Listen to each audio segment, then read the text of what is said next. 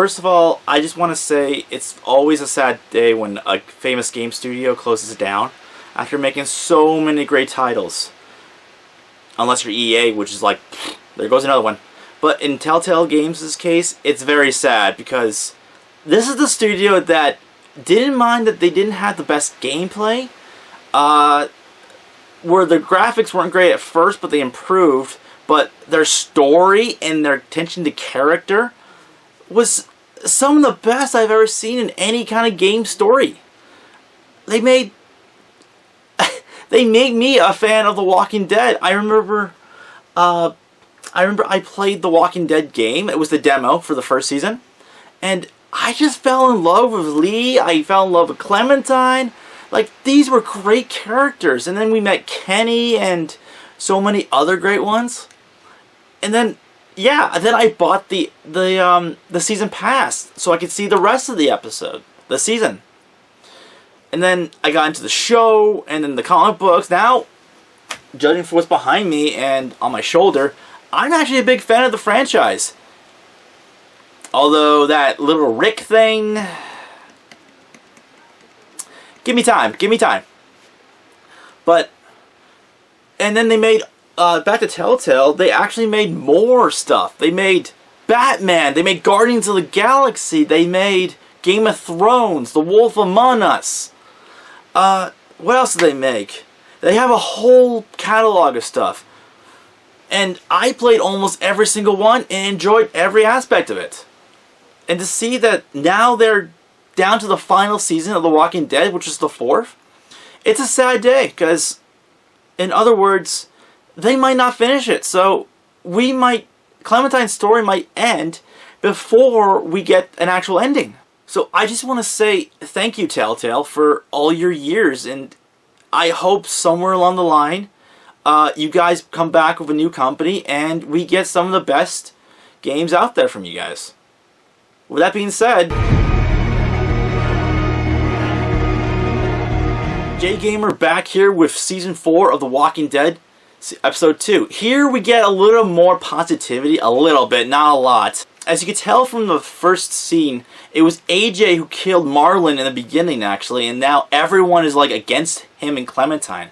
Clementine does her best to defend AJ's actions, but it's almost no good, actually. I like how some of them actually stand up for her, actually. They know Marlon, he wasn't a good guy, but they also know it was an accident.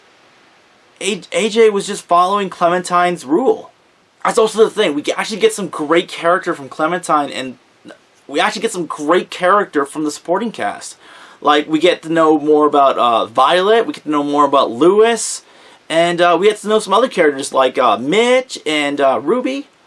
Some other characters there, here and there, actually. There's one scene in particular, actually, that I like between Clementine and Violet, where they just, they're alone talking, and I don't know, I see some great character development here, like, mostly on Clementine's side, actually. Once again, like in the first episode, we get the little card game thing to do, Truth or Dare. I can't remember which card, if it's card high or low, that asks a question to somebody. But we get some more character development. This is actually where the development actually is pretty high, actually. From all of, not just our main character. Like, we get to know more about the kids that live there. Another great thing is that we actually get more ties to the comic book. We get a new character named James, who is actually a former Whisperer. James, he's actually voiced by the almighty Johnny Bosch, who actually does always a great job in everything he does, actually. From Bleach to Devil May Cry, he does so much great work, actually. And yes, he was Adam, the Black Ranger from Power Rangers. The start of his career. Nowadays, he's like infamous for anything he does in the world of anime and games. But anyway, we get the new character James, and like I said, he's a former Whisperer who defected from the group, and he still wears like the zombie mask, the walker masks, to blend in so he can get away and guide them wherever he needs. He saves Clementine and AJ, and that's it. We don't get to know more about him, actually. We just know he's from Washington, and he was with the Whisperers. he leads Clementine and AJ back to the boarding school, and that's all we get from him. Hopefully, this isn't the end we get from James. Another great addition is not really addition, but it's the return of Lily. We haven't seen Lily. We have not seen Lily since season 1. When if you made any kind of decision, you pretty much left her on the side of the road. And since then, she hasn't shown up in the other seasons, actually. This is the first time her and Clementine have seen each other, and she was a bit of a bitch in the first season and all that. But here, she's like hardened antagonist. She's going to be our antagonist for the entire season now. You can just see it. She leads this new group of, like an army, actually. She's almost like she's the new governor. And now she has this ragtag of soldiers, we'll call them, to take over the boarding school and take almost all the kids as soldiers. So now we have the returning Lily, and Clementine has to defend her and AJ's new home.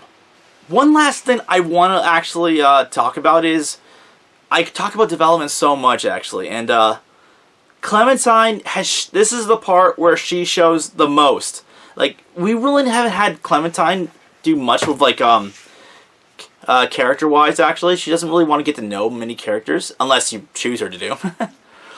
But you get a scene where her and Violet have a moment. And this isn't the part in the office. This is, they sit up in a clock tower, and this is the moment where you can actually move forward in a relationship with her. You can actually have Clementine come out and start a relationship with Violet. I gotta say, in the recent years of gaming, we've seen more characters develop into more fleshed out, And Clementine, like, I'm sorry, like, when I saw the scenes with her and Violet, they were some of the most cutest scenes ever. They actually, throughout my gameplay, I was just saying they'd make a great ship. And then I see this at the end. Oh my god, it came true. So, Clemolet, that's what I call him. Clemolet. That's my ship name. Trademark. But as you know, in The Walking Dead, nothing ever goes the way they want. Pretty soon, Lily leads her army to the boarding school and takes most of the kids. She kills one and takes at least 3 of them. So now we're gonna get another episode, hopefully, where Clementine and the group are gonna stage a rescue. So that's just gonna be, honestly, I'm actually gonna say it, all-out war. Video game version. So hopefully they're able to finish the game and we get an actual satisfying ending instead of just it's over. We actually get that satisfying ending Clementine deserves. Well guys, that was my final thoughts for The Walking Dead Season 4 Episode 2.